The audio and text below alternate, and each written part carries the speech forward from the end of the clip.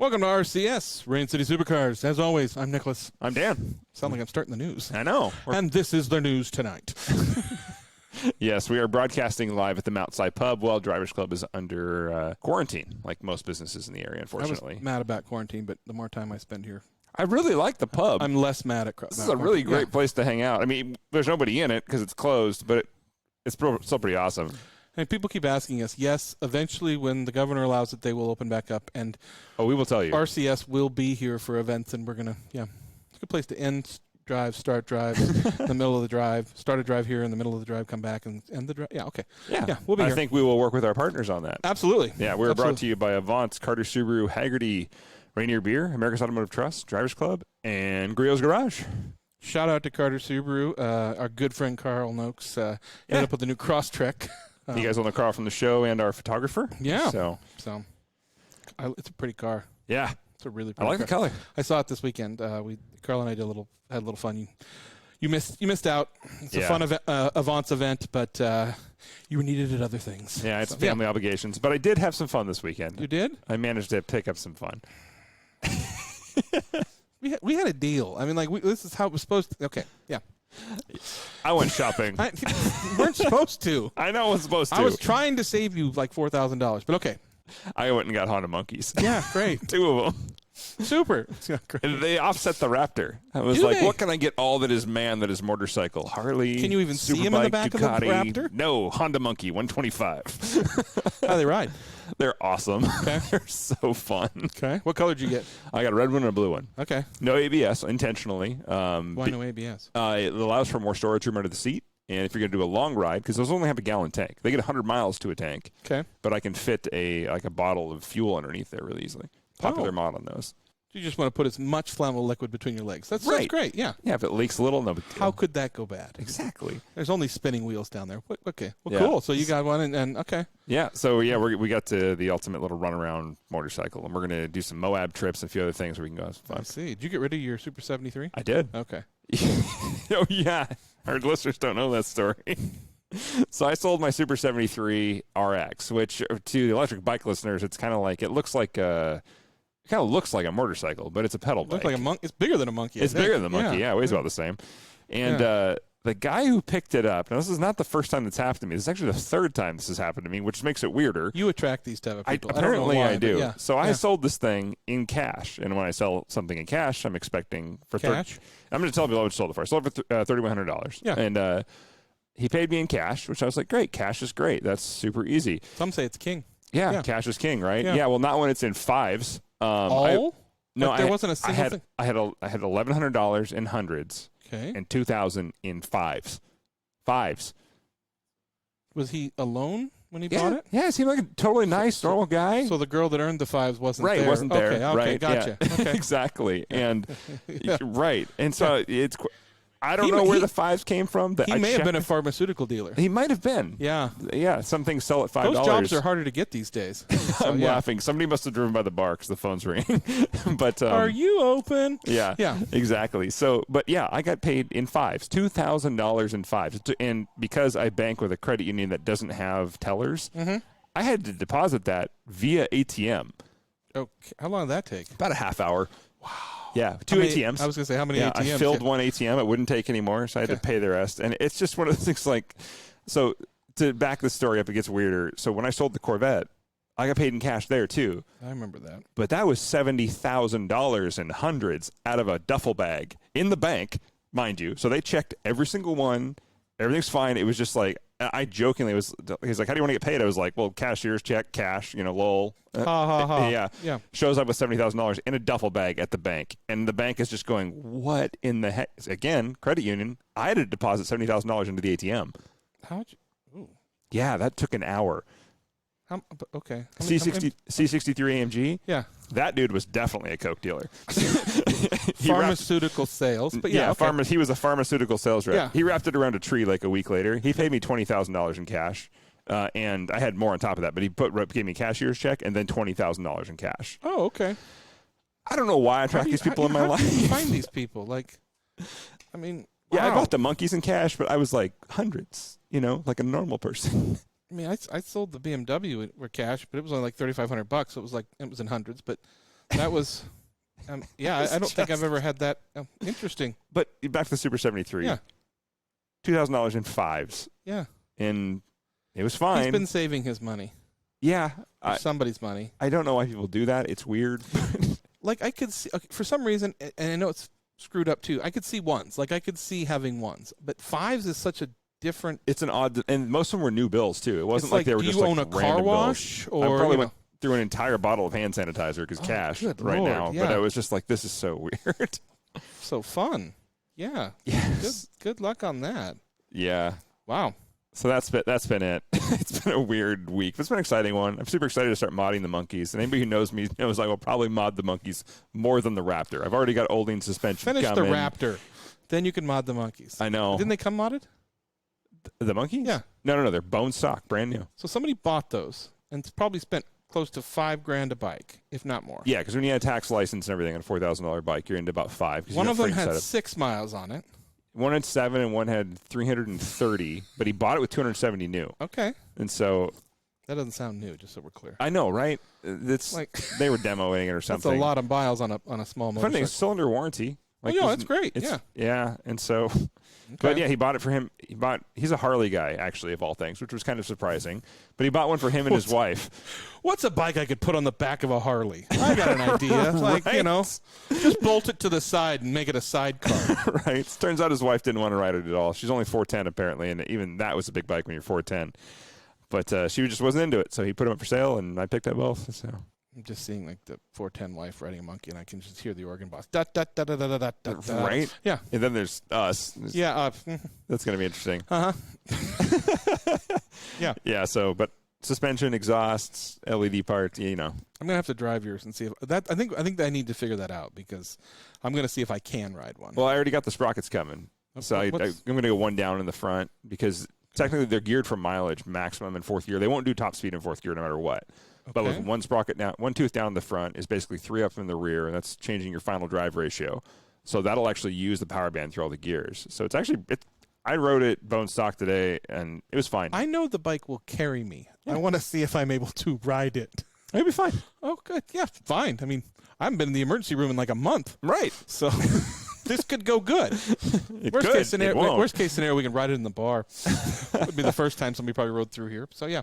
Yep. Yeah. All right. So for a quick Carter Subaru tip of the week, funny thing about that. So I found a new use today.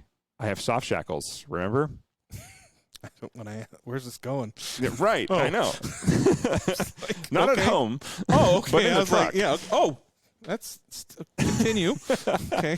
Right. So I had to tie this thing down to the back of the truck, but my tie down, I had 2 of them back there, and the tie down points in the Raptor are pretty far forward, and I have that rolling bed cover. Well, if you need a little, you use soft shackles on a motorcycle so that you don't scratch the handlebars and things like that. And so I needed an extra set of soft shackles to reach into the bottom because the hooks on those, I don't have enough room to put the hooks on. So those soft shackles make an excellent extension. They're the same, and I've seen this on videos before online, of course. We haven't had to use it because we haven't needed a super long tow rope before.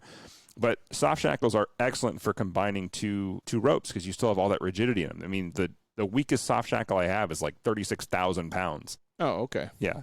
That'll be fine. Or 30 monkeys, apparently. Or 30 monkeys? Yeah. Yeah. Or more than that. What does one weigh? They're like 220 pounds. That's terrible math, but whatever. Anyway, they came in really handy exactly for that, for not just doing a quick connect, but extending a lead that I needed. Okay. So I put the soft shackle through the tie down, and then I used the soft shackle plus the tie down, and that gave me the leverage I needed to actually put those bikes in things. If I didn't have those, I would have been screwed, honestly. You probably look so manly driving that Raptor with the handlebars just above the bed. Get your motor running. Yeah. Nice. Well, nothing more manly than riding a monkey. Or one of those motorcycles. Right? Yeah. So pretty much, yeah. They're harder to catch, but yeah, or so I've heard. Yeah. All right. Well, our guest this week is a big one. We've been wanting. This has been a request on the show, and I'm really excited to have you on the show. A couple people. Well, to be fair, people said don't have him. That was a different type of request. I would figure that out. Yeah. No. Yeah. So John Zubrick is actually said, "You should have Mike on." Oh, yeah, for sure. Okay. What?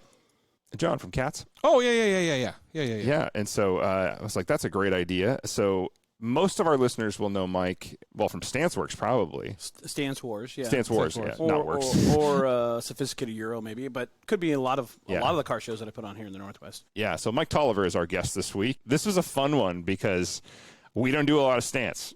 It's probably the most controversial car community out there, which is great because that makes our guest all the more interesting. I've been really excited to have you on the show because it's a hell of an industry. It's huge. A ton of Japanese influence and then our own American style thrown into it. Like, I mean, how did you go from, you have a pretty technical background. You have a really interesting background. Let's put that out there right away. You have a very varied background. How did you get started with StanceWars? StanceWars. Why do I keep saying that? That's okay, because a lot of people started doing that. And I have a story about StanceWorks. Okay. That is how we kind of started, too. I came into cars through European stuff like Volkswagens. I'm a huge Volkswagen nut. Mm-hmm. Not so much the air-cooled early stuff. The waterworks stuff. The funny part of that is that, when I got into doing cars and car shows, I had some friends, and I finally got some money. I started working in IT. I started at this little thing.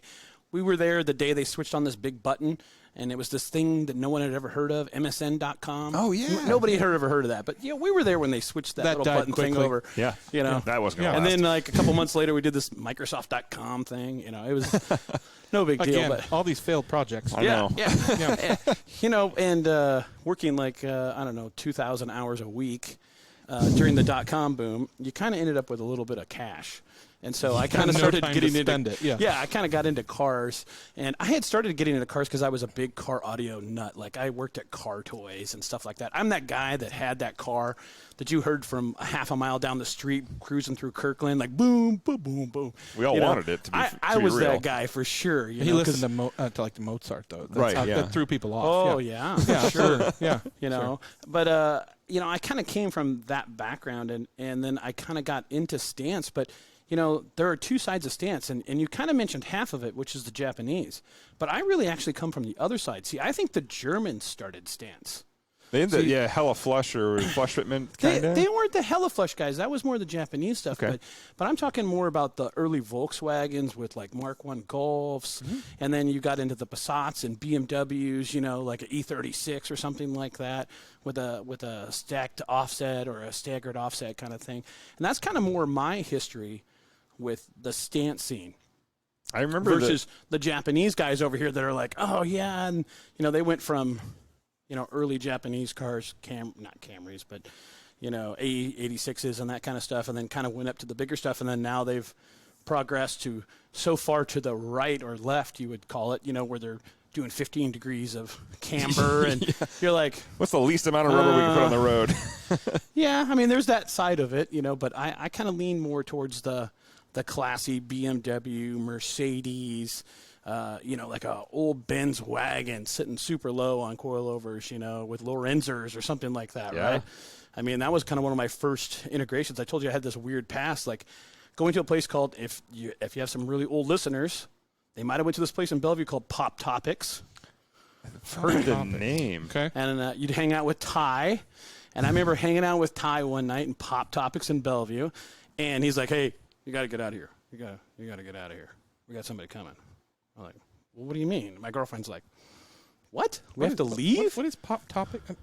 It was a customization place. Oh, okay. It was a customization place in Bellevue. Okay, right? It was right by. I did not You know had that. Evolution and Everett. You had TSR and Linwood, I think, and then Yeah, there was a couple bunch of of them different all places over, around, yeah. but 5 seconds later, Anthony walks in. Oh, yeah. Sir Mix-a-Lot, right? Yeah. And my girlfriend, now my wife, is like, "Who the hell's that guy?" Right? And he's picking up his 500 benzo, right? Yeah. And so, we're peeking in the garage, like, "Oh, what's going on here?" Like, so I have this background of European type cars, and that's where I really come from. Doesn't mean that I don't love Japanese. In fact, I'm the kind of weird car enthusiast that loves everything.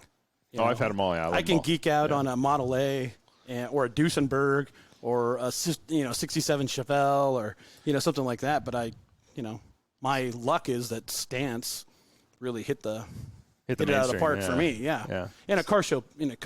Yeah. So before all this, I mean, where are your people from? Where are you from here originally, or So I would say I'm a Midwest kind of kid. Okay. My dad was an electrician and a welder, and so I grew up traveling all over America working on powerhouses. Cool. So I actually came out here in like 2nd grade, and we came out like 3 times during the summer because my dad would come out here. He worked at Boeing in Everett. He worked in Boeing in Renton. I remember spending a summer in downtown Renton in some Fleabag hotel. That my sounds dad, fun. Because my dad got like a 6-week or 8-week job at Boeing in Renton, right? Yeah. We lived in Smoky Point Arlington. one summer. I'm from Arlington, so yeah. You know the Whoops Project? You know, a lot of guys do car drives out to the old defunct nuclear thing. We were down there for like 2 years. Yeah. You know, so I kind of moved all over. We moved to California, Nevada, built Epcot Center, Texas, Waco, built a Saturn plant, the first Saturn plant in America in Chicago. You know, so all over. Wow. So I kind of moved all over. But we came out here. My sister got married. I don't remember what year that was. We came out here, and I ended up back out here in like 8th grade. So that would be like 88, 87, Okay. or something like Were that. cars a big part of your upbringing? Like, were you a kid that loved cars? So my dad's family is 11 brothers and sisters, and there's 5 brothers, and so cars got passed down. Yeah. And they lived in a little town called Woodbine, Iowa or Nebraska, I can't remember. And so the cars would get passed down. In fact, my dad started working at the Oldsmobile dealership in town, which is one of these little weird towns with like 800 people or something like that, right? It's the one car dealership in the entire town. My dad worked there when he was like 14, and they'd buy junkers on the weekends. They'd drag race them out on the highway. They'd roll them. They'd sell them back to the junkyard. They'd get a new car. They'd just kind of go through this whole thing. And fun. my dad is second oldest, so cars would just get kind of passed down.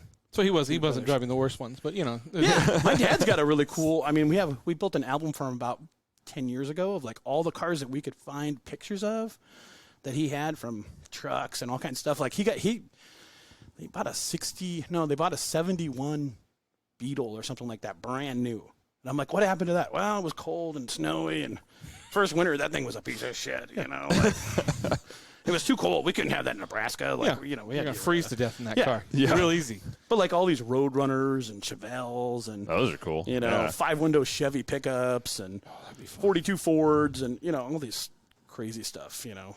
That was all through the family. Yeah. It's kind of neat. Really cool. Yeah, those early 50s 5 windows are some of my favorite old trucks. Anyway, Yeah. let's take our first break. We come back. We're going to talk more about how you made the shift through your many careers in your life. We'll be right back. We spend an average of 8 hours and 41 minutes a day facing screens. Laptops, smartphones, tablets, even digital refrigerators. But what are we really connected to? Isn't it time you connected to something greater? Sometimes the best way to connect is to disconnect. This moment of escape was created by Haggerty for people who love cars. And we're back. Okay, so I want to kind of get this out of the way because I think it helps. What's your definition of stanced? Ooh. Because I mean, Good you one. know, we Dan and I, even when we started the show, there's been a joke going amongst us for a long time as far as the ones that, you know, they're so cambered and they're running. They've got tires that are stretched on rims they shouldn't have, and I'm going, you're ruining a beautiful car, even, you know. And so, what's your definition of somebody that comes from that market? And, you know, because obviously there's a lot of people that judge that. Sure. Everybody judges all Sure. genres of that, but Which is a very interesting part of StanceWars and Yeah. the judging. yeah. So my personal definition is a really well put together car, right? It needs to be, in German stance, kind of it would be what they would call cleaned. Yes. Which means it's a very clean looking car. Everything is all connected and the theme goes well. I like a painted down car. So a good example of that is Lots of air quotes happening here, people. Lots of air quotes. Lots of that would be, you know, everything on the car is painted to match. There are no black trims, you know, around windows, that kind of stuff. No plastic. Even your plastic grill that you get with your car that's brand new factory black, I would paint that on my car, the factory color. Okay. Right? There is no extra parts that are not that way. And then I'm going to want some kind of fitment where I got maybe less than a pinky to fit between my tire and my fender, depending on what I'm kind of running for suspension now. I might run static suspension with coilovers.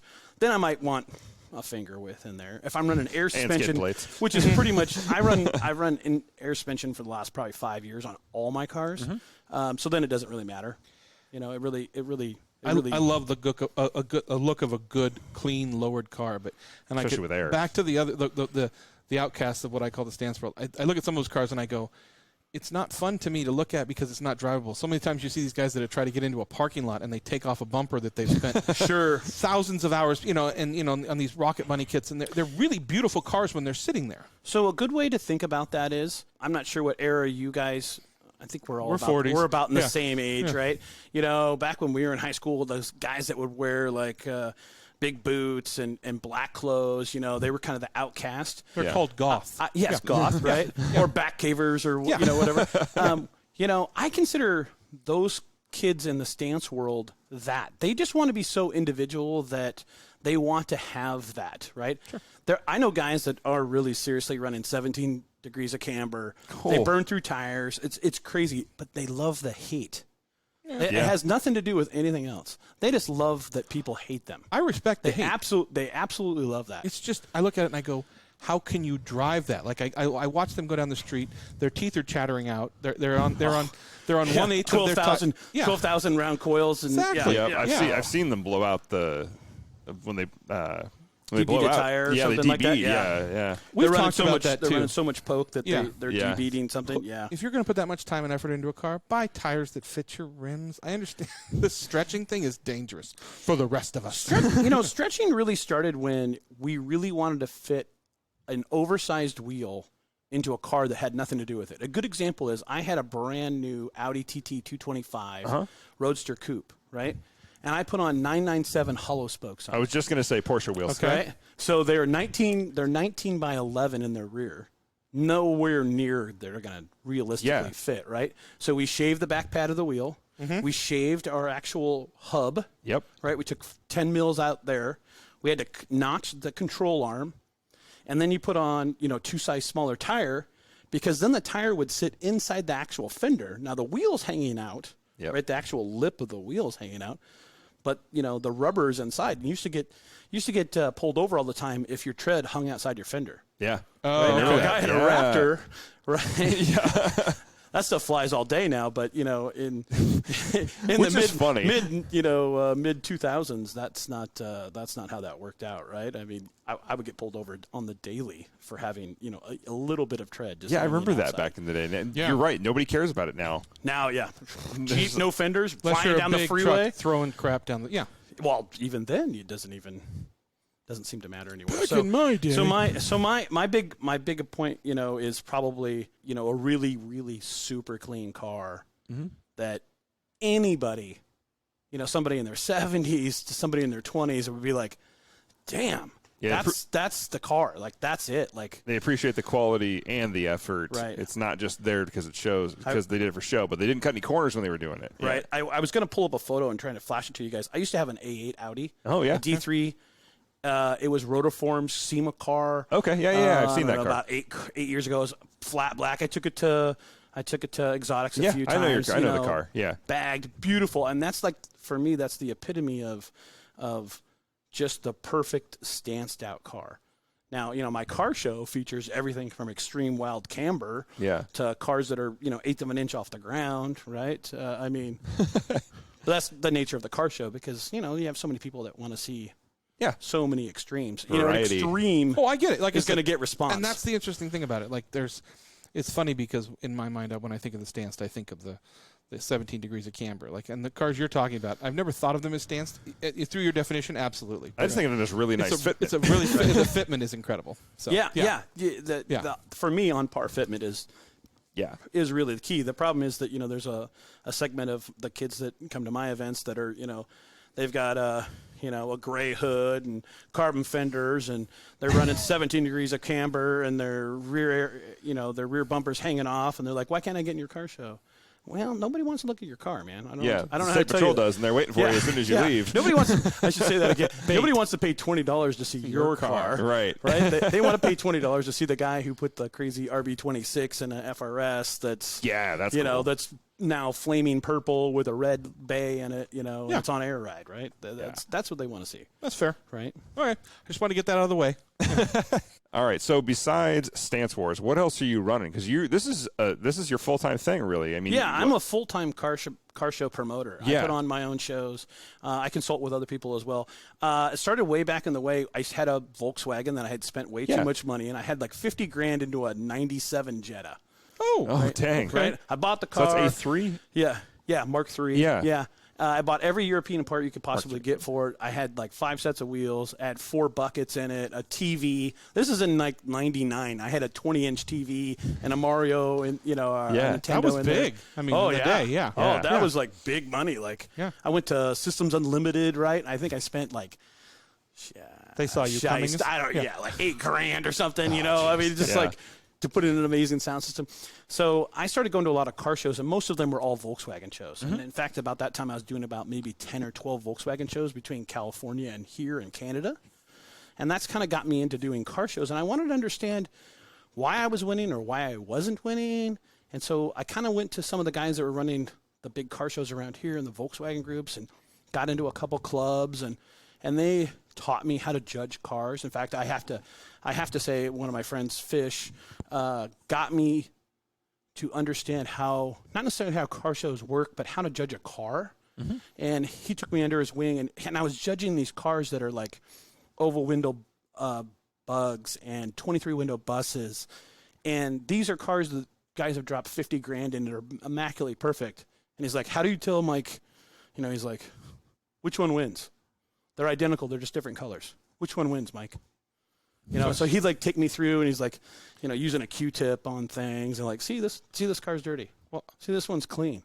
Looking at all these different things, and like, is this done right? Is this built right?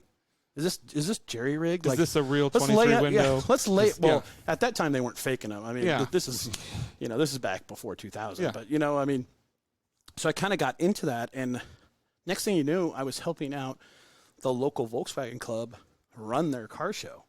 Northwest Volkswagen Club had Puyallup Fairgrounds, and they had put on a car show there for 30 years. And the last 3 years, I produced that car show. And it was great. I mean, it was very interesting. I mean, it was fairly large. I'd probably say 5,000 people, a couple hundred cars, several hundred vendors, And so I kind of got into the feel of like how to do all of that. And then I had children, and I was doing a lot more in IT at that point. And I kind of backed away from the car culture for a little bit. And then I came back, and I was like, what happened to the car show? Oh, well, we couldn't afford to stay down there anymore. And without you running it, like, all of us are in our 60s. Oh, man. Well, all the club guys are like in their 60s. Now they're in their 70s and 80s. Yeah. And it was like, well, we can't do it anymore. And I'm like, well, no, that doesn't sound right. And then they didn't have it for a couple of years. And so then I went to a club meeting one night and said, hey, well, can I just bring back the car show? Can I do it? They're like, well, I don't know why you couldn't. And can I buy it from you guys? We're like, all I want to run tired, it. so I want to run it. Can as you me. prove to us that you can do it? Yeah. Well, the next thing you know, I had rented out this weird place that had never opened before, called Dirtfish. Never heard of it. And I put on the first car show they ever had there, and we rented it. And I can't remember what year it was. It's about 11 years ago now. Yeah. And we rented out that big building, and we stuffed it full of Volkswagens. In fact, we set up the night before, and we were up there. And this is in early April, and it snowed. And I had borrowed every cent to put on this car show. I DJ'd a wedding to get the insurance money. I maxed out my credit card to buy T-shirts and hoodies. I had to rent generators and lights and all kinds of stuff for that building. And I can't remember. I cashed in some stock to buy insurance, and then it started snowing. And I'm like, oh my God, we just lost all that money. No one's going to show up in the morning. We showed up the next morning at 5:30, and there was a line all the way down past Snoqualmie Hotel, the Falls Hotel. It was absolutely, there's 1,000 people.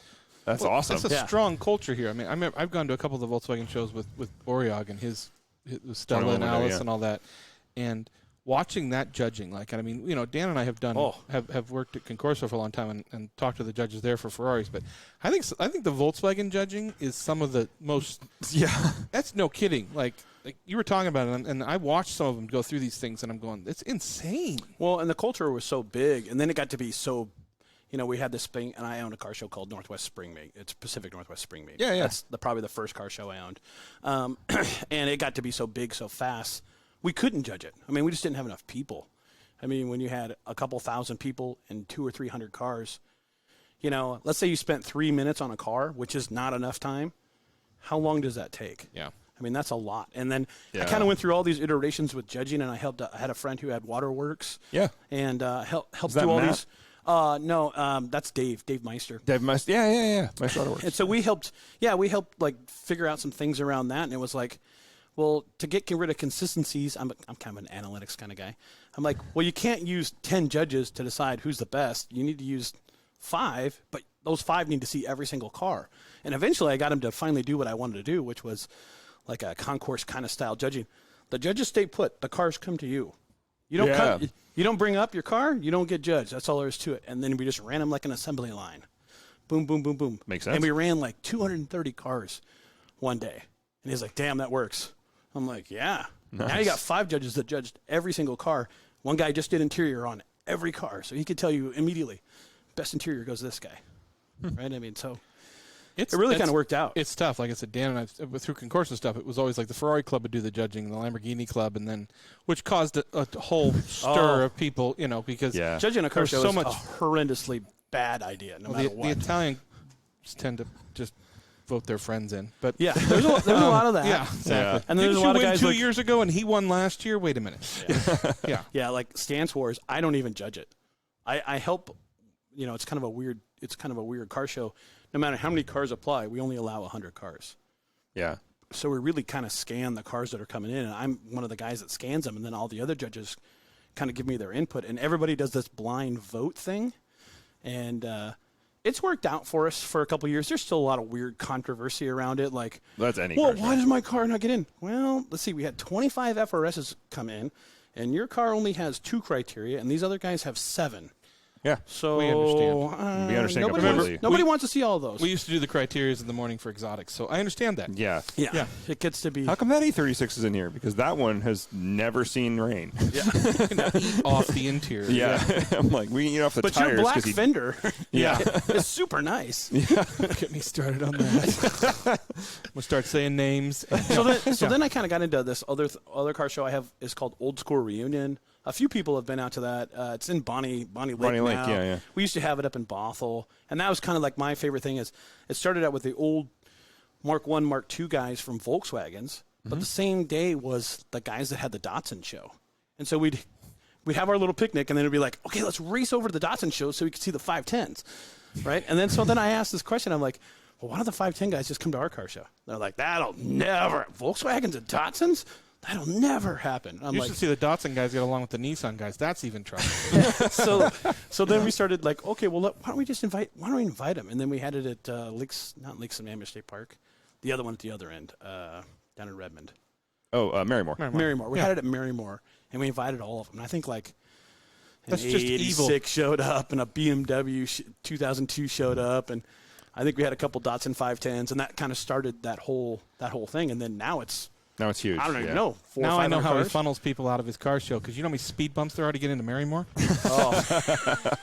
We only had one car show. Nice there. job. We only had one car show there once. In fact, we worked our ass off. We rented the whole place. It was super difficult to work with the state and how to do everything we needed to do. They had all these crazy fees on it, and we got back home. We put everything away, and it was super hot. We all got we got sunburned to hell, and I went down. My wife said, "Hey, let me tell you," she took me outside and told me something really fast. I ran down to QFC, which is a block from my house. I came back with a box of dilly bars. All my friends are in there. They're like, "How'd we do today?" And I handed out dilly bars. I'm like, But you got paid. "We made $9. Everybody got a dilly bar." Woo! Oh. Okay. And they're like, "Serious?" And I'm like, "Well, you got free lunch. You got a free T-shirt. Yeah. You got a dilly bar." Like, hey, So pre-COVID in the year we had, 19. in 2019. 1919? What are your shows right now that So- you run and own? So Northwest Spring Meet, right? Okay. Pacific Northwest Spring Meet, and then I have a sister show for that, which is called Summer Jam. We did it at LeMay. Oh, yeah. Old School Reunion, we do it in Bonnie Lake. Sophisticated Euro, which we've done in Auburn at a wedding place. Next year it's supposed to be in LeMay, but we'll see. We might move to somewhere else. We moved to Leavenworth. And then StanceWars. Now StanceWars has Seattle. We've done Vegas for 5-6 years. We did LA last year, or in 19. Yes. Mm-hmm. We did LA. We've done it in Houston. We've done it in New Jersey.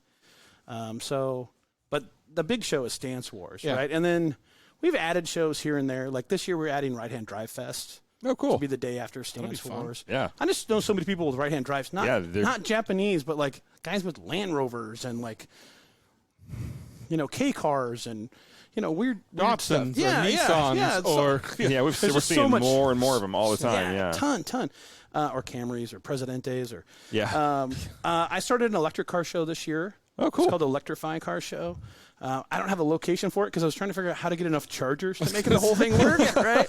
It's going to be at the Tesla dealership. No reason. Airport. At the airport. I don't think it'll be there, but we'll figure out some kind of location that has enough, that. And I obviously I'm in my 40s, so all my friends now are kind of getting out of cars. If they don't have a Porsche, they're buying something to overland with, right? Mm-hmm. Yep. So I started Northwest Trucks this year in overland. That's me to a T. Right? Yep. So I'd like to do a truck show. This year. I wanted to do it last year. It just timing didn't work out. I was trying to rent the fairgrounds out there in Enumclaw, and I just couldn't get a date that would work. That's the problem. I'm putting on so many car shows that I have all these dates that I have to hit, and then I have all these partners like drifting, DriftCon before and after dark. That's Matt. He's a good friend of mine. And he rents all of my equipment because I own a semi-truck's worth of equipment for putting on car shows now, because when you're going to put on a car show in New Jersey, you need an 18-wheeler full of equipment to go do it, right? We understand that. Yes. So, Trust me. So now it's kind of it's really hard to figure out dates because there's so many car shows Dates out there that work for the show may not work for you. Right, exactly. IFO Import Face Off, which is a drag race car show. My good friend Cliff runs that. He runs 40 shows a year. 45 a year. Can you imagine that? No. 45 car shows in a year. That's insane. Around the country or around the country. Okay, I was going. Yeah. There's not enough weekends. He does it with 5 weeks. staff. Can you believe that? That's insane. I was going to ask you how you even do that. There's a lot of people like run a car show and they run the website, they shoot off a random blog post now and then, but then the people on the ground do the actual work and they don't do. How do you run all of it all at once? Like that is a massive undertaking to actually show up. Because I've seen you at all your events. At a normal year, I have lots of staff. I don't really call them staff. They're really my family. Yeah. I mean, People that will work for Dilly Bars. Yeah. No. These guys have progressed with me, and when I was working car shows with other people, here's a really interesting fact how I got my first car show. When I was working with the Northwest V-Dub Club, it was in Puyallup, and I was living in Bothell at the data center, right? And so, for me to go to Puyallup, and they're like, okay, we're going to let cars in until 6, and then you guys are going to go home. We got to be back here at 5 a.m. I'm like, guys, I need a hotel room. And they're like, well, no other club members get a hotel room. I'm like, I'm running the show. I'm the guy producing this, and you guys can't get – I can't drive an hour and a half home and then be back by 5 a.m. And I had little kids at the time, and, it was like every cent we had was gone. There was no money at that point. But – they're like, no, we can't do that. And that was one of the things that really was like, when I get a car show, I will take care of that kind of thing. Like, that's just, stupid. And so even though my guys don't necessarily get paid a fortune, although they get taken care of pretty well. Good. When we go out of town and we do events, there isn't scrimping. These guys are giving up their vacation time because they all work full-time jobs. And so they're like, yeah, we're going to L.A. for a week. Mm-hmm. Well, that means I'm putting them up for a week. And then I usually try and fit some bills around a dinner or something, once a day. Or, I took them to Disneyland. Not Disneyland. We went to, what's the other one? Knott's Berry Farm? No. Universal? Universal. Yeah. They all voted to go to Universal. That's so we went too. to Universal. You know what it's like to take 12 people to Universal? God. Yeah. Right? Herding cats. Yeah. $25 a meal if you're lucky. Yeah. The one year, that was all the money we made, was just taking them basically to a car show. Universal, That's what it was. But that's okay. But, I also worked for some other car shows, and I remember being out of town, and we're literally sleeping 10 people to a conference room. Yeah. Right? And it's like, well, this is all we can afford to do. So, at least you got a room over your head, blah, blah, blah. And so, my guys every now and then will say something, and I'm like, listen, you guys got a week in Vegas, your own room. Yeah. Like, and I flew you down here, and I'm flying you home. Yeah, people don't see. Hey, those bills are insane. When your hotel bill is like $5,000 for a week for your staff, you're like, $5,000, that's a lot of money. Yeah, people don't see the part of it where Nick and I are sleeping on a couch, snoring each other to death in the same room, and there's like 12 people in the same house. It's 4 bedrooms, and everybody's sharing one bathroom. You get an Airbnb. And exactly. Yeah. Yep. Yeah, that's Monterey real life right for there. us and Scottsdale most of the time. Yeah, and we're thankful for it. Don't get me wrong. Like, we're just happy to be able to do it. So, like, we're fed well. Well, people, yes, we're fed really well. People need to be taken care of, and so I've really, really tried to really spread that out and really take care of those people. But like 2 of my guys actually got to go to Europe with me for a week, all expenses paid. Nice. That awesome. Was their bonus for the year. But you're in there. You're working it. You're on the ground, and there's, like I said, a lot of shows you sit there and it goes, some corporation or some guy owns it, and then the people, like Dan saying, the people on the ground are the ones doing everything, and the guy up top gets all the credit, kind of thing.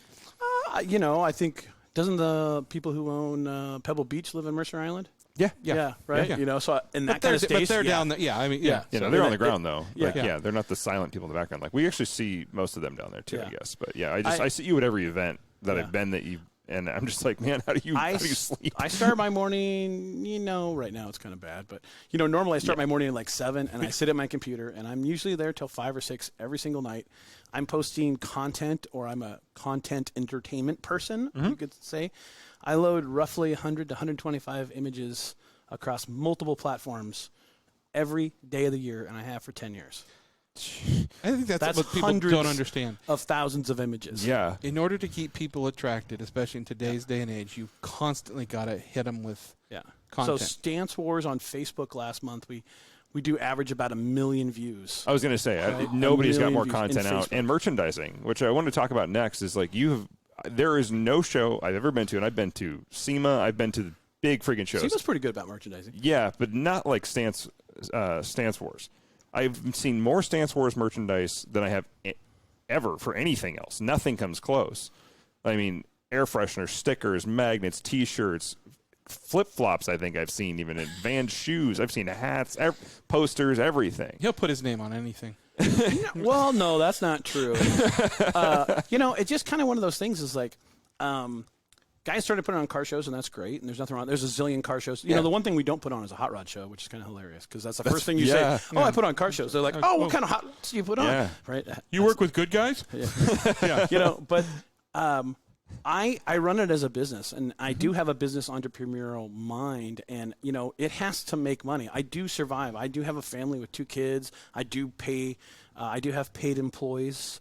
This year I had to lay off 2 full-time employees, right? Yeah. They're college kids, but they got paid pretty well to do some stuff. I mean, you'd be surprised. Yeah, they work for it, but right. And then all my guys at every single event get paid for every event, that I can do. All my core guys, there's volunteers for sure, but I still take care of all those people. But, there is money in this whole thing, and we have monetized it. I'm not going to lie that I haven't. You have to. That's how you make a good show. Now, if I wanted to make a lot of money, I would have stayed at Microsoft. I was making 6 figures when I left. I could probably go back. I'm not stupid, right? Yeah. I mean, it's definitely there. I have a lot more fun doing this, and if I'm going to die of a heart attack, I'm going to be having fun doing it instead of sitting in a cubicle making sure some data center's online and God knows where, right?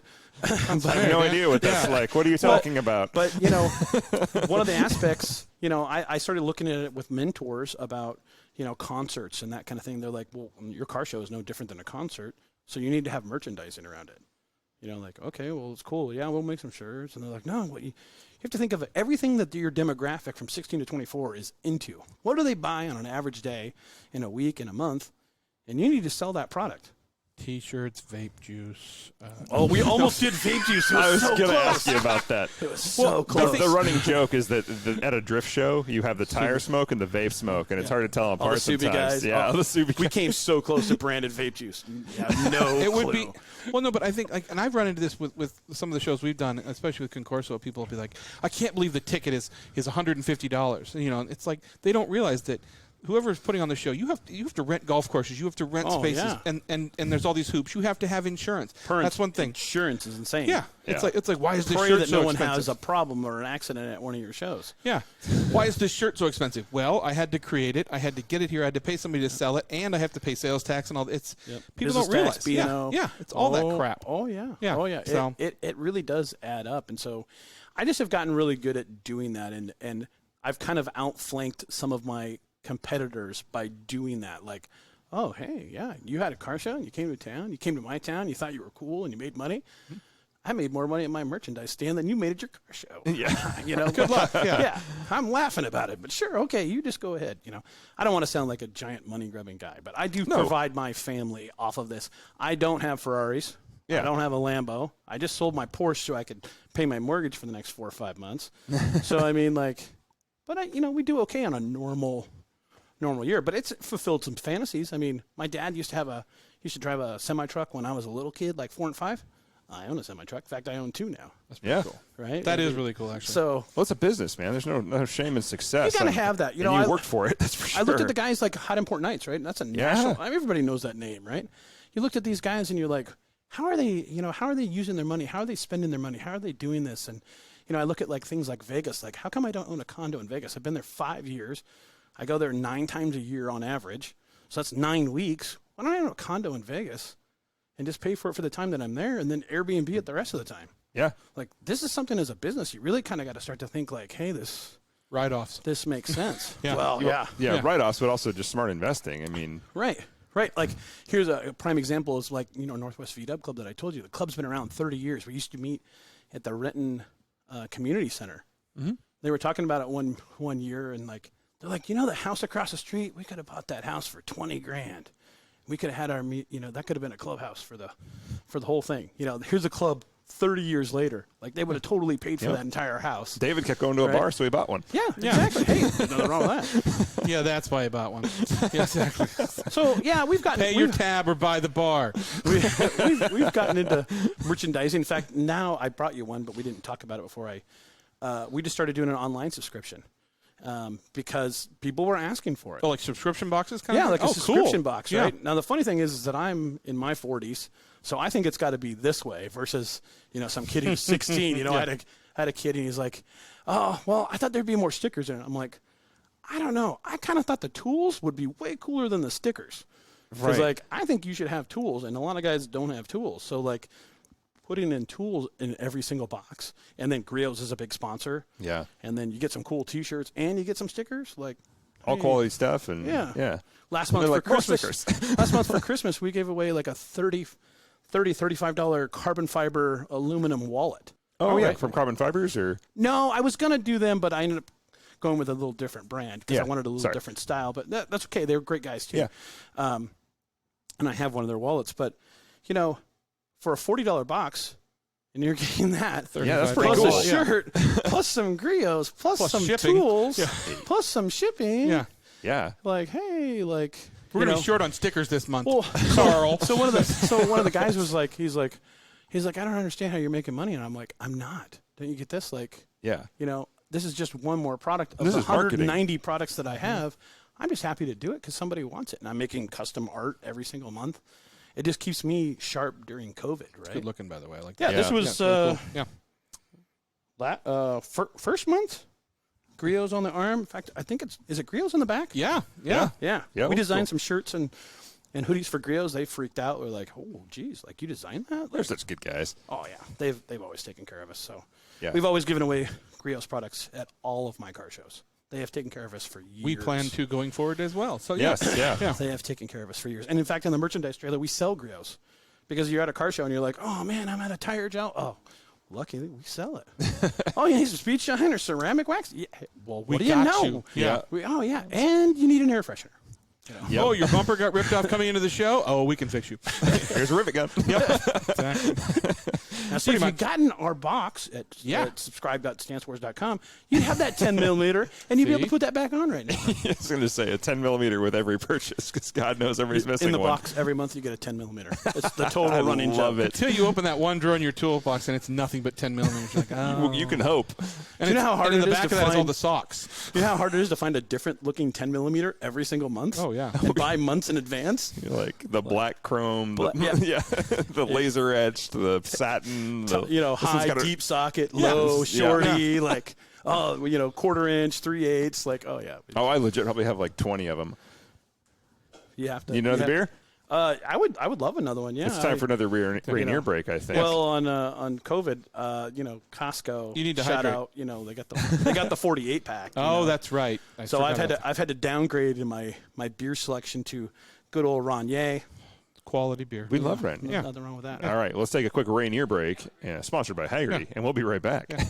Grandpa, what do you call this thing again? It's a 66 Ford Bronco. I think you got ripped off. Why is that, honey? It's got no Wi-Fi, no USB port, no Bluetooth. Exactly. I guess we'll just have to talk. Sometimes the best way to connect is to disconnect. Is that the window button? It's called a window crank. Cool. The faster I move it, the faster it goes down. This moment of escape was created by Haggerty Being old is kind of cool, Grandpa. Works for me. for people who love cars. And we're back. We were talking off the break. Where do you want to go? Yeah, what do you want to be when you grow up? Yeah. So I keep telling my wife I want to build a venue, and I just found this space. It's like 66 acres, and I want to. It's kind of like a little bit south of Olympia, and I'm like, I want to put an amphitheater in. I want to put a tournament lake in. I want to put in like a small KOA and like a little store and bar. And my wife's like, "You are crazy! Like, how is this gonna work out?" And I'm like, "We're just gonna sit back and make the money, and we'll have a bunch of people working for us, and we'll just have a good time." Go-kart track, mud pit, mud pit.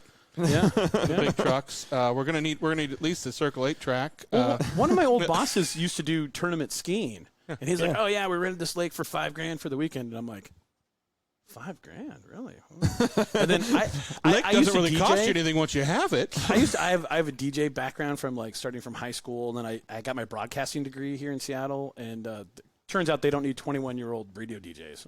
Who knew? You have to be like 50 to get a we radio. know a DJ, DJ here in town. Yeah, Wingnut. So Yeah. it's been on our show. So then I kind of did some nefarious work at some local clubs, but so I have that in my background, and I She's did. coming to the stage. Next up on the main stage, bring her down here. That's Oh, yeah, I can do that. Yeah. clothing optionals. So then, I did the wedding scene for several years doing DJ work, and like the money in that is like insane. Even now, like I did a buddy's wedding, and the coordinator came over, and she's like, "How much is he paying you? Like, I could probably get you $2,000 a night, And I'm like, $2,000 a night? Are you crazy? Like, I'm just doing this for fun and a few beers, like, and I'm gonna slap some girls around there. I mean, like I'm just having fun. He said, "Oh, I could get you $2,000 a night."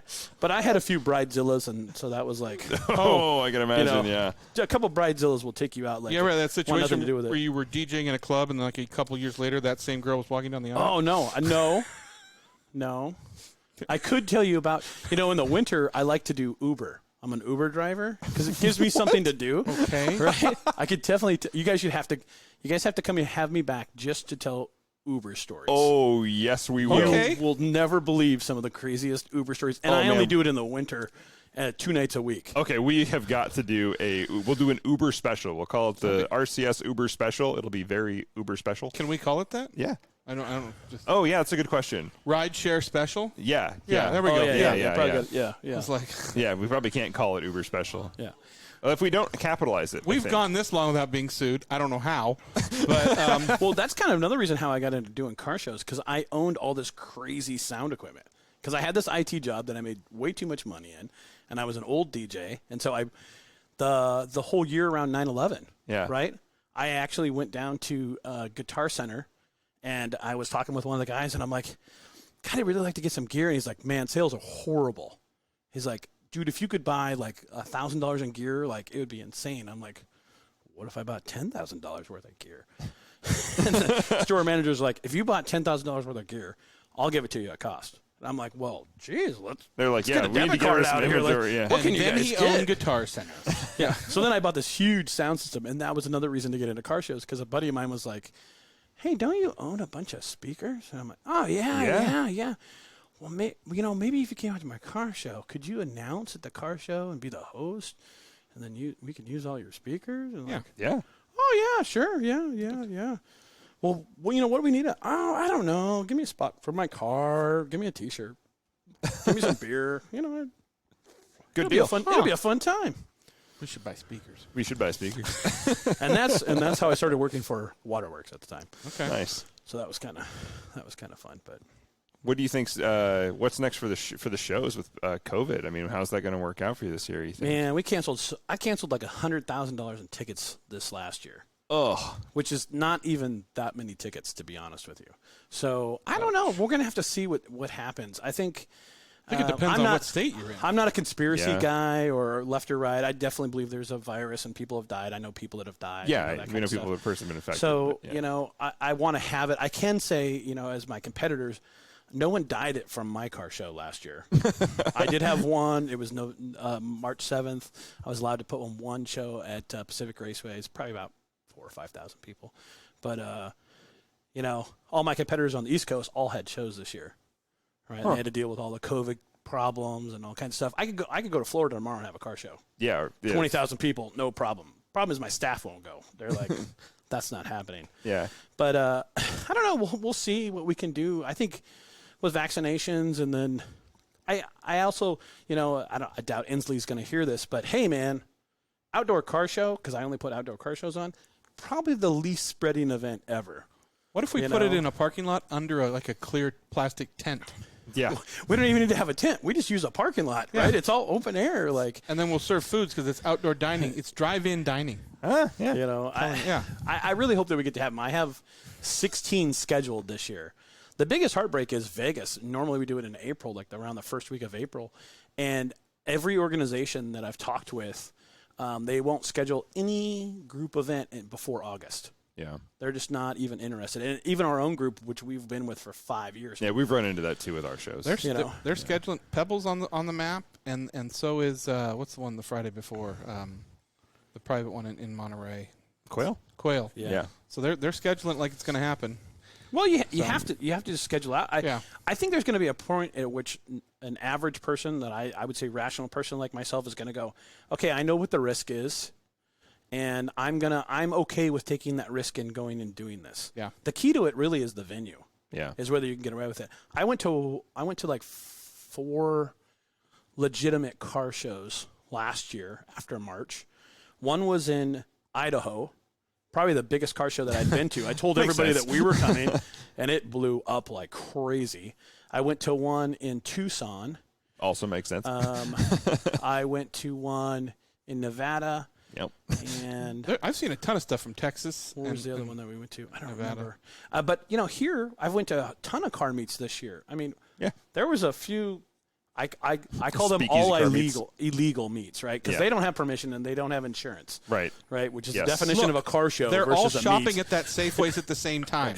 Right. Yeah. I went to a couple that were 2,000 plus people. Easy. If not, one that I went to was 5,000 Popular people. Safeways. Yeah. No, these were way bigger than a Safeway would be able to handle, so, and, The insurance part would we were out terrify me, there, but yeah. Insurance can be I'm surprised. We contacted them a couple times during this last year, and I asked about COVID things, and they said, yeah, well, COVID's not covered, so, we don't have a clause. So I'm like, well, what if we want it covered? Yeah, we're not even going to come close. And that was K&K, which is a national insurer for events. I mean, they do concerts to fairs to circuses to. If you want to pay the money, like Lords of London, they'll give you a contract for whatever you want, but you're You're not going to be able to afford it, so, but yeah, 7-figure contract. Insurance is already astronomical. Yet Which is alone, like one COVID stay. one of the reasons I don't do motorsports events is the insurance is so high. Yeah. Like I couldn't even dream of doing a motorsports event that's not track sponsored, where the track is picking up the insurance or using their year pack, their year. It's insane.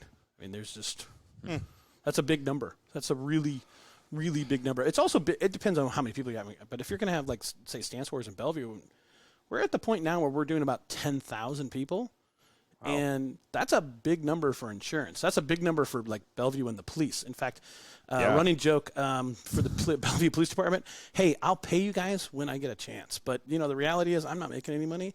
So the couple $1,000 that I owe you for the 12 officers last year, sorry. Guys will just have to wait. What are some other great questions? Come on, guys. I mean, I could tell you guys a zillion stories about car shows. I was going to ask you, what's like the worst thing you've seen roll into a car show? Worst thing rolling into a car show? Yeah, there's going to be a Anybody list. can talk about the good. I think most people would think and use his name. No. Most people would probably think about the cardboard Camry. Oh, I know the cardboard Camry. Yeah, Cardboard that Camry. was You guys just can look funny, it up on though. Instagram. It's hilarious, and I found it hilarious. Everybody was like, "Aren't you pissed about that?" I'm like, "I think it's hilarious." In fact, I would even ask them to come and give them free booth. I think one year we gave them a free booth. Like I think it's awesome. You should make fun of what we're doing, right? Yeah. I mean, you have to that's laugh the at best- yourself. You have to, right? I mean, that's the best part about something like that. I mean, I have seen some serious. I don't know if we can use profanity on this or not. You know, I've seen some serious buckets for sure. You know, but In the stance world, that's weird. well, at any car show, realistically, Weird, right? yeah. We I mean, see them at exotics. You get into old school, or you get into spring meat with classical bugs. I mean, I've had bugs come to car shows with no pans in them. Like I've had guys drive 40 miles with no pans. Okay. No pans. That's like you put your feet down on the freeway, Yeah, your feet are your gone. foot's Yeah, your foot's done. No pans, right? I That's a think little on the nutty side. It looks cool as hell. There's a though. lot of creative cars in Pacific Northwest. I remember. Yeah. Do you remember? I don't know who. I don't want to bring names up, but it was an Audi, and it had a sparkle paint job. Like just heavy flake. I know what you're talking about. Yeah. And he would come to car shows. Bass boat flake. And the thing about it is the car would move because he wanted it always in the sun. yeah. Move the car. It didn't matter how many people were around the car or what was going on. It was really dangerous. But that was it looked like a bass boat. Yeah. On an Audi A8. Bass boat flake. You know, hey. That's it. He There's works on times bass it would boats. work. You know, yeah. Well, Well, if you get something like a lowrider or something like that, I could see some bass boat flake on that's that. different. I did bass boat flake on my wheels and my tins for my 66 Beetle. See, that'd Just be cool. because it Yeah. would piss the purists off. I was like, this will really piss some people off. And I had talked to Dave at Meisterworks, and he's like, hey, I got this bass boat gold. That'd be great. Like, we'll just layer it in super deep. A whole bunch of layers of clear on top of it. It'll look insane. I can see that with a Rolls Royce Royce grill put on the front. You're the bass boat flake of the world right there, buddy. No. That's our host, David Wheaton. Yeah. But there are definitely those out there. That's for sure. You know, and you know, here's the weird part is you don't know whether it's supposed to be a joke or the guy is dead serious and he paid $60 to put his car in the show. Yeah. Like you just like Everybody believes their car is the best, and it doesn't matter what stage of the project, and yeah, it's tough. yeah. I want to be realistic and humble about it. Like, you know, I don't just bash people. I mean, there's just no reason to do that. I appreciate all work, and we all started somewhere, right? I had a Geostorm. Oh, we have had Right? some Get really off the stupid show. mods. Get out. Yeah. That was the first car I ever bought brand new, right? At Hewling Brothers, which doesn't even exist anymore. Wow. But you know what? I bought it because I was working in a stable job and I made a ton of money at the time. And in fact, I asked my parents, I'm like, hey, I need to go up to West Seattle. And they're like, why do you need to go to West Seattle? I'm like, I'm going to buy a brand new car today. And they're like, what? You're like, I think I was like 19 or 20 at the time. They're like, I'm like, yeah, I've been looking at the paper. Like, I have the down. Like, I can afford that monthly payment. Like, they're like, you want to buy a brand new car? Like, what? Like, so weird. You know, of course, we modified it immediately. Yeah. We put GTI springs in it from a Mark I and slammed it on the ground and bought cool wheels for it. And then I put like some 18. I put two 18s and two 15s, and I had like 20,000 watts in there. Whoa. All from Orion because I was working at Car Toys. In a small space, it works. Oh, yeah. At the time, I think we hit like 138, which is like Whoa. nothing nowadays. But That's still 138 dB was pretty insane at that point, you know. But, you know, Where something do to you, do. Where do you see the stance world going? What's the next? Oh yeah, what's the next trend? next thing? What's the next big trend coming in? I think we have to survive the people that are at the extreme edge. Okay. I think we have to survive that before we get to evolve. I don't think it'll ever end, to be honest with you. No. I mean, like, you know, guys have been drifting AE86s in Japan since, Yes. you know, forever, right? Yeah. And you're going to have that kind of thing. And I think we're just going to continue to go. I think one of the things that I should probably say is, while StanceWars is, you know, a lot of people think it's about stance. One of my mentors and one of my big guys that I really listen to, he doesn't say the word stance about that event. He calls it an experience event. And we have really spent a lot of time about making it an experience rather than just a car show. Yeah. And so I think we'll probably continue to evolve along that. I mean, StanceWars right now, I mean, we ran out a water park for Friday night. We have the car show on Saturday. The car show is only 4 hours. Imagine moving 10,000 people in and moving them back out in 4 hours. And then we go and rent places like, what's that big, the bowling alley in Bellevue? Lucky Parlor? Strike. Lucky Strike. Lucky We've Strike, rented Lucky Strike for years. I mean, and take people in there, right? Guys pay $125 for their entire package for the weekend to go to a water park exclusive, go to the car show all day, get a free T-shirt or a backpack or something like that, and then be able to go drink unlimited at, Lucky Strike. That's a kind pretty of good an deal. experience, But right? that is an experience because Yeah. I've always hated it. Like I've never been the person who can go to a car show and sit behind my car. No. Well, I mean, like there's no booths and That is the number one thing that I hate. And I have a couple shows where it happens, but StanceWars is one of those things like if I see that happening, I am uber pissed about, that's why it's so short. Guys come to StanceWars and they get pissed that they didn't get to see everything in the amount of time before we kick them out. And it's like, that's the point. You don't want to go to a car show for 12 hours in some kind of square box somewhere and see the entire car show in 45 minutes and all your friends are laying out in a chair. They're bored out of their exact minds because they're not going to get out of there till 8 p.m. Yeah. And you're like, because they don't let you dying. out. Yeah, they Yeah. won't let you out. The British car shows are that. It's like you have to show up at 6. You can't leave till 8. I'm like, you mean like 2 hours later? Like no, 14 hours. I'm 100% against that. But I also came from a mini truck world. And the guys in the mini truck shows are like, they're like, hey, we're doing hubcap throws and we're doing all these weird events for the owners during the day. Yeah. To keep them occupied and not sitting in a lawn chair bored out of their minds behind their vehicle, right? I mean, I think once people start getting bored behind their vehicle, it's not worth going to. So I've really tried to, in my car shows, say, hey, owners really only need to be there like 4 hours. And which kind of upsets a lot of people that are not in the 16 to 24 bracket. Like the old guys who want to bring their bug and they're like, what do you mean we're coming? I was going to bring a cooler. We don't show up to car shows at 10. I don't want to go leave home at and have to 3. do my honey-do list. He goes, we have to be there at 6, and we have to sit in line for 2 hours, and then we have to get in. And they don't want to go home and do their honey That's list. what it is. Oh yeah, absolutely, yeah. For sure. But I told her I was going to be gone all day. I'm hugely against that, and it's boring. Now, the only reason you do that is because your spectators need to sit there for a long maturity rate to get as many people through the door that are like, I already did my chores, I went to the church Or their walkers or are whatever, and then they get to come to the car show, right?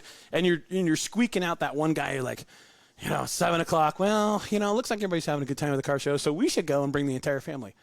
My wife is at the main gate at StanceWars, and she's like, let's cut it. Like, let's make it free. And I'm like, we're only at 3 hours. Like, sorry, like we got to go at 4. And I'm happy to have 5,000 people in line. I have no problem with that. It's like going to a club. The bigger the line, the cooler it's going to be on the inside. Yep. Yeah. Right. So, I mean, there's nothing wrong with that. But some car shows don't lend that. Like old school and some of my old classic V-dub stuff, they don't lend that to the sophisticated Euro where it's all European cars. That's more of a non-spectator sport. Everybody's bringing in really cool cars. We've had it for several years at this wedding venue in Auburn. Very exclusive, and it's kind of one of those, wow, this is like when you have white swans and fans going and your car's parked next to a pond, like, the photos this from is that like event are great. next you see level. some really, really expensive, high-quality builds there. Well, I'm, like I said, I'm from European, so like I'm looking at some of my mentors in Europe, like XS Car Night and some of these other guys, and they're putting car shows on in these spectacular Olympic stadiums, and they look cool as hell. And you're like, how do you do that? And just got to kind of follow some of those principles. Like we went to Werthersee. You guys know what Werthersee is? Mm-mm. Imagine you've heard of Sturgis. Yeah. So Werthersee's been around for about 35 years now. And it's put on in a little teeny town about the size of Duval. Okay. Imagine 100,000 people a day in Volkswagens or European cars trying to go to that town. I assume this is in Germany? It's in Austria. Okay. And it's like on a lake about the size of Lake Sammamish. Okay. Right? Imagine if there was a little teeny town about halfway down the side of Lake Sammamish, like a small town, like 1,500 people, and it's hayfields everywhere. and you have thousands. And this has been going on for years and years and years. And I went 10 years ago. It was amazing. We were like, holy. And then we went this last year in 2019, early. It's in May. And the car show has gotten to the point where Europeans take 2 weeks to go to it because no one can go during the 2 or 3 days it's actually going. You can't find any place to stay. And there's literally so many people there you can't move. So now it's like this car club is going this week and these 3 days or this, you know. And so we went for 5 days before the show this year. Yeah, 5 days before the show. And insane. We sat on a bench and watched 2,000 or 3,000 cars roll by and never saw the same car twice. That's so cool. And my guys are like... Well, it's easier for parts when you're living in Austria. Well, you know, the neat thing is they're totally ruined now, my guys. They're like, every car is fully modified. Yeah. You know, you're just like, oh, my God. They went to our typical Leavenworth event, you know, and it's like, this is crap. Like, you know, when you're watching thousands and thousands of... I mean, there's cars parked on the sidewalks. They're parked every possible way you could ever imagine. And this is a week before the event. My guys just couldn't even imagine. Like, they're just incredible. Mind blown. Yeah, and then XS Car Night, Andy and Dan put on their show, and it's just mind blowing. Like the level of how high end the show is, and how many cars are there. They had a hall that's just rotorform wheels, cars on rotorform wheels. Probably had 100 cars in there that are immaculate, insane cars, right? And then they had there's 5 halls that would hold 100 cars each. And they just had different themes to every single hall, you know, everything. And you're like, oh, my God. Like, this is insane. I'd die to do anything right there. I was saying, I don't think that would work with American culture. I would like to see it. Like, there's places that would There's a few of us that are trying to get there. But yeah, I'd love to see it. And, like, you got to think of a space that could hold it. Texas, Florida. There's places like that would be probably more open to it. But around here, no. But we'll just take over Leavenworth. Yeah. That's been done. I want to get with a couple of my friends. And StanceWars years ago, their first show they ever put on was called Stance of the Union. Oh, right? Which is super cool. They put it on in San Francisco. I didn't get to go, but I want to get together with some of my friends that put on shows just like StanceWars and get us all together and say Stance of the Union. Yeah. And try and bring everybody brings our everybody. people. Find a flyover state. And put it in Kansas or Nebraska or say Iowa, somewhere in there. Someplace totally random, right? Yeah. That would be fun. That would be a really cool destination. You'd have actually. to try and do that. You know, so many businesses want to be individual, but, you know, what would be cool is to get everybody to come together and go, let's put on one massive and we'll just share it all together. And, like, who cares if we make money? Like, let's just blow people's minds, you know. I see these shows that are happening in Europe that are just, you know, racism is one of it's the weirdest.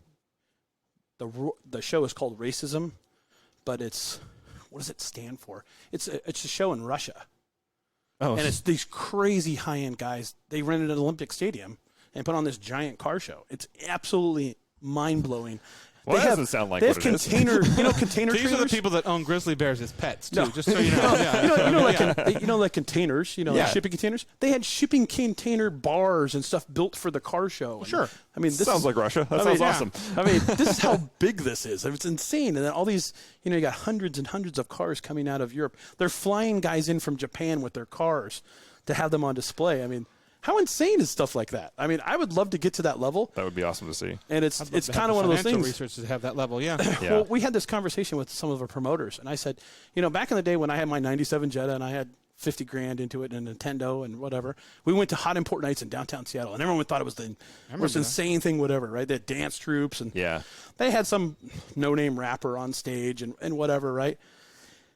And I know the guys that own the show today, and I'm like, that show is no different than StanceWars today. We have models. It's at night. We have thousands of cars, 10,000 people. Yeah. What are you doing, man? Yeah, you guys are, it's kind of died and off. You guys have been around for 20 years. Yeah. Like you should be having, I don't know, some crazy star, some crazy TikTok star, and all this crazy stuff. That's how we started. Not those people. Well, that's how we, we started bringing influencers like B for Build and TJ and some of these other big. Some of these big people come out to our events because people want to meet them, right? Yeah. My demo, 16 to 24, they want to meet these guys, and I have no problem bringing them out. Now these guys are getting so big, especially after this year. I don't think any of them are ever going to go to a car show a year. Yeah. Is it break time or are we at the end? We gotta wrap it up. Yeah, unfortunately. Yeah. Shut up, Mike. No, you're good. We got to have you back. Definitely have you back. All right, so coming up on Avant, speaking of car show events, we finally have one to announce, but it's sold out. As soon as they posted it, because of limited capacity, it's sold out immediately, and that is the Avant's off-road event on the 23rd, that we will be at all day. We will have our fancy tent, thanks to you, Mike, which you guys will see, and yeah, we'll be there the whole day. And I don't know what I know. All the spots are sold out to do the course and stuff like that. I don't know about spectators. I don't know if the spectators are allowed or what's going on. Yeah, so if you're an Avant's member and you want to spectate, them, reach out to Adam, post on the Facebook page. We'll get some clarification on that. Again, this is an off-road event. There won't be a big parking lot, and it is an off-road event. So if you come in expecting a nice, clean gravel lot, you're not going to find that. You're going to get stuck. Not there. Yeah, not Dirtfish. So I don't think I'm going to do the course this time. no, you still picking bark out of the last time? Pretty much. I might give it a shot. I'll We'll go with see. you. Yeah. So you can hop in with me if we go. We'll see how it goes. It'll be fun. All right. Well, Mike, thank you so much. That was a ton of fun. We Thanks for can't having wait me to out. have you back. Yeah, we're definitely going to do a ride share. Rideshare stories rideshare coming We should up. do some Yeah. ride share. You guys Absolutely. blow your minds. Yeah. People want to get a hold of you. How what's your primary site? What's your main contact? StanceWars, StanceWars.com, but Mike at Happenstance Events or HappenstanceEvents.com. That's the easiest way to get a hold of me. And Okay. maybe you have a small business and you want to be involved in one of our events. Yeah, that'd be great. We Yeah. have a package for you or something like that. There you go. And check out our tent. We'll post photos of it. It'll be the first photos. I think we'll probably post at the Avant event. So Yeah. that'll be. Let's hope it's right. I didn't even open the box, so I assume it is. I mean, I do 20, 30 tents a year. So I'm sure it's fine. Looked good in the drawing. Mock-up, so, yeah. I stayed the hell out of it so it wouldn't get screwed up. So, All right. thanks for coming in for this episode of Rain City Supercars. I'm Nick. I'm Dan, and don't just get there. Enjoy the drive.